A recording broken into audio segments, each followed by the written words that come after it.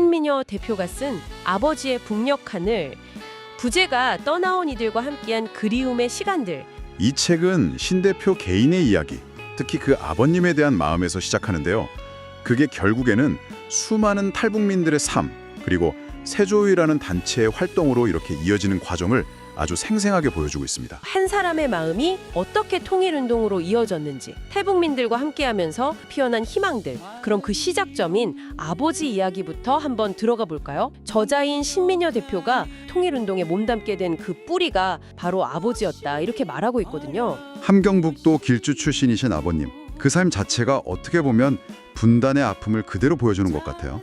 어릴 때 부모님 여의고 수의사가 꿈이셨는데 한국전쟁 때문에 모든 게 좌절됐죠. 아, 일사 후퇴 때 홀로 남쪽으로 내려오셨다고요? 그 혼란기예요. 강원도에 정착하신 후에 저녁 노을 질 때마다 북녘 하늘 보면서 이렇게 한숨을 깊게 쉬셨다고 해요. 근데 그 한숨의 의미를 정작 저자는 오랫동안 몰랐다고 하죠. 그 8살 설날 아침의 기억은 정말 강렬하게 다가왔어요. 아, 그 뒷모습 이야기요. 네, 아버지를 찾으러 갔다가 뒷마당에서 혼자 북녘 하늘 보면서 눈물 흘리시는 걸 본 거죠. 그 모습이 평생 잊히지 않는 사진처럼 남아서 언젠가 아버지를 고향 길주 땅에 모셔야겠다, 이게 내 가장 큰 효도다, 이렇게 생각하게 됐다는 고백이 참... 그 장면이 모든 여정의 시작점을 딱 보여주는 것 같아요. 아버지와의 그 마지막 약속 이야기는 정말 가슴이 뭉클했어요. 아, 임종 직전에 그 길주 출신 탈북민 여성분 만나게 해드린 거요? 결국 임종 순간에 저자가 아버지께 약속하잖아요.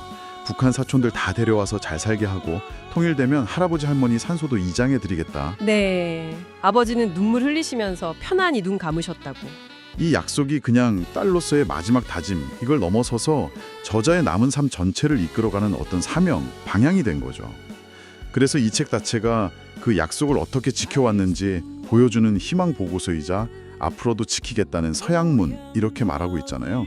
세조위가 처음에는 1988년에 그 책 독자 모임으로 시작했다가 2001년에 통일부 소속 사단법인이 되면서 탈북민 지원이라는 구체적인 목표를 갖게 된 거죠. 예를 들어 의료 지원만 봐도 단순히 몸 아픈 사람 치료하는 것 이상의 문제들이 있었던 것 같아요. 그런 상황에서 2006년에 국립의료원, 지금 국립중앙의료원이죠. 거기에 국내 처음으로 북한 이탈 주민 진료센터를 열었다는 건 정말 대단한 시도였겠네요. 몸의 치료만큼이나, 아니 어쩌면 더 중요할 수도 있는 게 마음의 상처 치유일 텐데요. 세조위는 코칭이라는 기법을 도입했다는 점이 좀 눈에 띄었어요. 보통 심리 상담하면 과거의 아픈 기억, 트라우마 이런 걸 좀 파고드는 걸 생각하기 쉬운데 저자는 탈북민들의 경우에는 오히려 그런 방식이 더 상처가 될 수도 있겠다, 이렇게 판단한 것 같아요. 특히 자신의 속마음을 잘 드러내지 않으려는 탈북민들의 문화적 특성을 고려했을 때 이런 코칭 관계가 더 효과적이었을 수 있다는 거죠. 2010년에 북한 이탈 주민 코칭 센터를 세우고 신 대표 본인도 직접 코치 자격까지 따셨다는 걸 보면 정말 열정이 대단하신 것 같아요.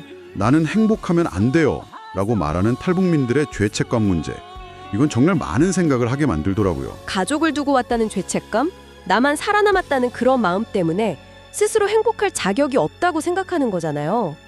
찾아가는 서비스도 인상적이었어요. 서울시와 협력한 찾아가는 돌봄 서비스나 미국 국무부 지원으로 한 탈북민 홈카운슬링 같은 거요. 기다리는 게 아니라 직접 찾아간다는 점이 좀 다른 것 같아요. 남북 중인이 직접 만나서 서로 삶의 이야기를 나누는 생애 나눔 대화 프로그램도 흥미로웠어요.